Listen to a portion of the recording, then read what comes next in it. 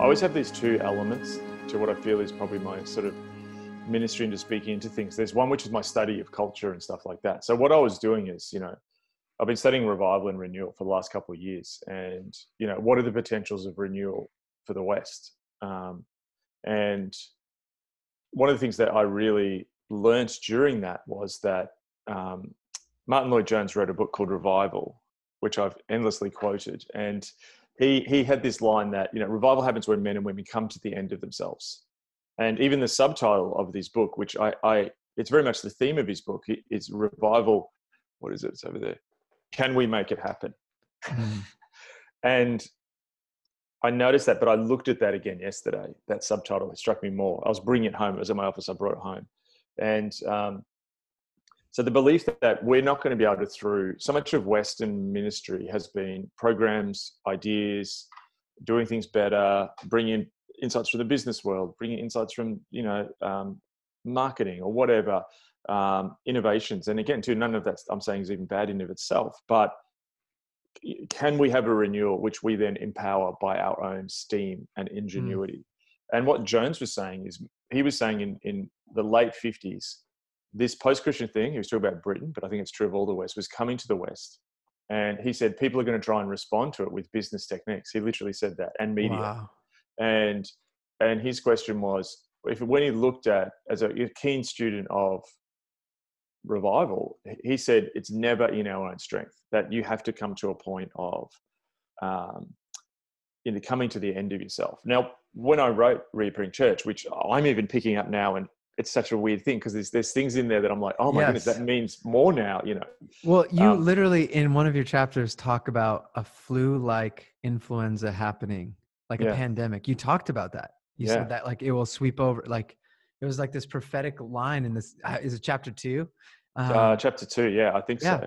I should know. I should pull it up. way around my book. But I mean, what I realized was that increasingly people, I felt in the West, I think Australia was probably more onto it because of just how Australia is, but particularly in the US, there was this sense of people like, wow, there's this post-Christian moment happening.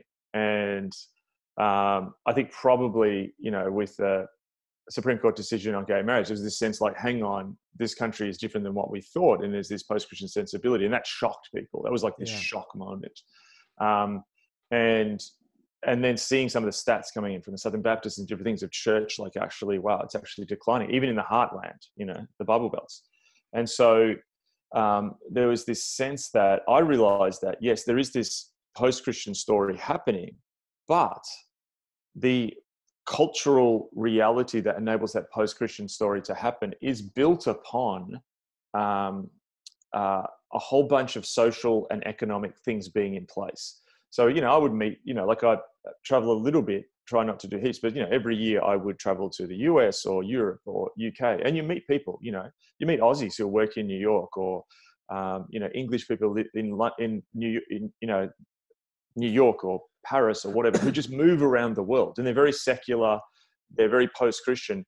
But I've always thought, if I placed you now in Southern Sudan, how would your view of the world change?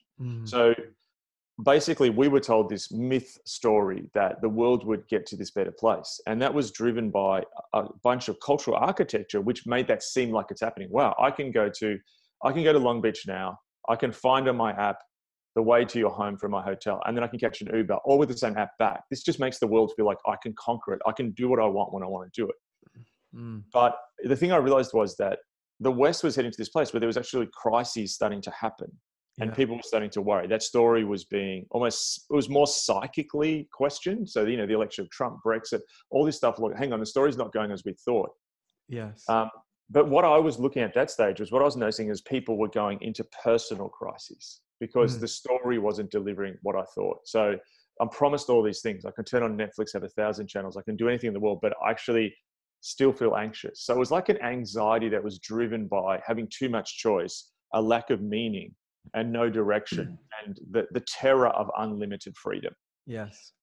So, but I was looking at, maybe revival will happen when small groups of people who have come to the end of themselves individually will gather together and contend and create renewal. And I think that has been slowly happening in places. But what is happening now is this is happening at an unprecedented, mind-boggling scale, you know, and the conversations we're having about our country's response to COVID-19 is happening everywhere in the world. You know, this is happening in super conservative Islamic countries, in African republics. This is happening in China. This is, look, everywhere. This is completely global. I cannot think of another global scale event. And so what this has done is, I think it's opened up the horizon for potential of renewal in an even more profound way, because crisis precedes renewal. Like, I got sick in 2004 and I was sick for pretty much 7 months at home. I had this virus and I've been running around. I was living an unhealthy lifestyle. I was working way too hard, had a virus, got burnt out with this post-viral fatigue. It took me 7 months to come back. I would eat McDonald's. I couldn't, you know, I just ate whatever before. I didn't really care about what I ate. And when I had the crisis, I had to completely change how I did everything. I had to make my pattern of life much healthier, eat differently. I changed everything so radically at that point in time. Now, if I had not had that crisis, that change would have not happened. Yeah. So crisis precedes renewal. And I think that this moment is that an opportunity. Now, what I'm seeing is that it doesn't mean the whole culture will change, but we're being forced, because sometimes people's response to crises is to simply medicate, to check out, to avoid, or to keep running with the old script. Yeah. But crisis invites you to a new way of looking at the world, but only if you truly embrace it. Now, the further you fall down to rock bottom, you know, AA and 12-step programs, you know, believe that you've got to hit rock bottom. Only when you hit rock bottom do you really then go, okay, I've got nothing left. Like, I have to rebuild because everything's been torn down. And I think in this moment, this is, you know, if me and other people who were sensing, you know, and I know you were too, sensing that there was a potential renewal on the horizon. I have no idea what that looks like when it comes, but I felt it.